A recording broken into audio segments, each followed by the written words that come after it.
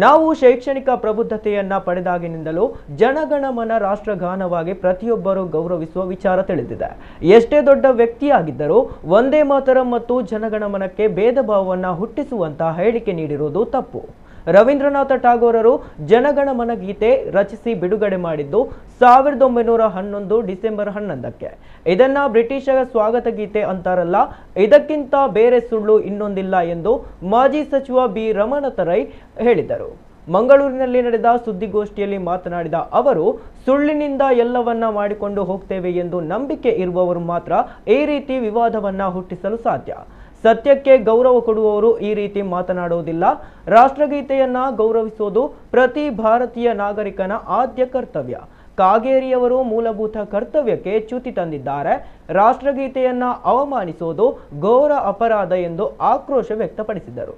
ಪತ್ರಿಕಾಗೋಷ್ಠಿಯಲ್ಲಿ ಕಾಂಗ್ರೆಸ್ ಮಾಜಿ ಮೇಯರ್ ಶಶಿಧರ್ ಹೆಗ್ಡೆ ಸೇರಿದಂತೆ ಇತರ ನಾಯಕರು ಉಪಸ್ಥಿತರಿದ್ದರು. ನಮ್ಮ ರಾಷ್ಟ್ರಗಾನವಾಗಿ ಪ್ರತಿಯೊಬ್ಬರು ಗೌರವಿಸತಕ್ಕಂಥ ಒಂದು ರಾಷ್ಟ್ರಗಾನವಾಗಿ,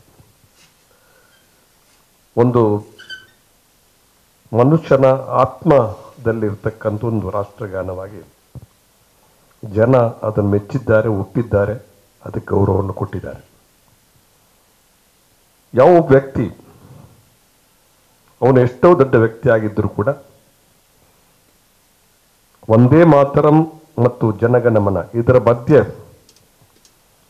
ಭೇದ ಭಾವವನ್ನು ಹುಟ್ಟಿಸ್ತಕ್ಕಂಥ ರೀತಿಯಲ್ಲಿ ಮಾತಾಡಿರ್ತಕ್ಕಂಥದ್ದು ದೊಡ್ಡ ತಪ್ಪು ಅಂತ ಹೇಳಿ ನನ್ನ ಅಭಿಪ್ರಾಯ. ಬಹುಶಃ ಸಮಸ್ತ ಜನರ ಅಭಿಪ್ರಾಯ ಅಂತ ನಾನಂತೂ ಹೇಳಲಿಕ್ಕೆ ಬಯಸ್ತಾ ಇದ್ದೆ. ಸಂವಿಧಾನದ ಆರ್ಟಿಕಲ್ 51(a) ಪ್ರಕಾರ ನಮ್ಮ ರಾಷ್ಟ್ರಗೀತೆಯನ್ನು ಗೌರವಿಸುವುದು ಪ್ರತಿಯೊಬ್ಬ ಭಾರತೀಯನ ಪ್ರಜೆಯ ಮೂಲಭೂತ ಕರ್ತವ್ಯ. ಇದು ಕಾನೂನಾತ್ಮಕವಾಗಿ ಸಂವಿಧಾನದ ಒಂದು ವ್ಯವಸ್ಥೆಯಲ್ಲಿ ಬಂದಿರತಕ್ಕಂಥ ಇದು ಮೂಲಭೂತ ಕರ್ತವ್ಯ.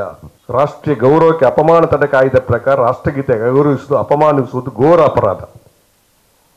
3 ವರ್ಷ ಜೈಲು ಶಿಕ್ಷೆ ಇದೆ, ದಂಡ ಕೂಡ ಇದೆ. ಈ ಕಾಯ್ದೆ ಅಡಿ ಕಾಗೇರಿ ವಿರುದ್ಧ ಕಾನೂನು ಕ್ರಮ ಕೈಗೊಳ್ಳಬೇಕು ನಾನು ಈಗ ಒತ್ತಾಯ ಮಾಡ್ತಾ ಇದ್ದೇನೆ. ಇದೊಂದು ಸಣ್ಣ ವಿಷಯ ಅಲ್ಲ. ಕಾವೇರಿ ಸಂಸದರು, ಹಿಂದೆ ಶಾಸಕರಾಗಿದ್ದವರು, ಸಚಿವರಾಗಿದ್ದರು, ಸ್ಪೀಕರ್ ಆದವರು, ಸಂವಿಧಾನದ ಹುದ್ದೆ ಪಡೆದವರು, ಅವರೇ ಸಂವಿಧಾನ ಆದರ್ಶ ವಿರುದ್ಧವಾಗಿ ಸಂವಿಧಾನದ ಮೂಲಭೂತ ಕರ್ತವ್ಯವನ್ನೇ ಉಲ್ಲಂಘಿಸುವಂತಾದರೆ ಇದು ದೊಡ್ಡ ವಿಚಾರ ಅಂತ ನಾನು ಹೇಳಲಿಕ್ಕೆ ಬಯಸ್ತಾ ಇದ್ದೀನಿ. ಇವರದ್ದು ದೊಡ್ಡ ರಾಷ್ಟ್ರ ಪ್ರೇಮದ ವಿಷಯವನ್ನು ಮಾತಾಡ್ತಾರೆ. ಬಹುಶಃ ಇವರು ರಾಷ್ಟ್ರದ್ರೋಹದ ಕೆಲಸವನ್ನು ಮಾಡ್ತಾರೆ. ಇದರಿಂದ ಇದು ಸಣ್ಣ ವಿಷಯವೇನಲ್ಲ ನನ್ನ ಒಂದು ದೃಷ್ಟಿಯಲ್ಲಿ. ಇದು ಮಾಡ್ತಕ್ಕಂಥದ್ದಕ್ಕೆ ನಮ್ಮ ವಿಷಯ, ಇದಕ್ಕೆ ಯಾರು ಅರ್ಜಿ ಕೊಡ್ಬೇಕು, ಸೋಮೋಟ್ ಕಡಿಮೆ ಅಂತ ಕೆಲಸ ಹೌದು ಅಂತ ಹೇಳೋದನ್ನು ನಾನು ಒಪ್ಕೊಳ್ತೀನಿ.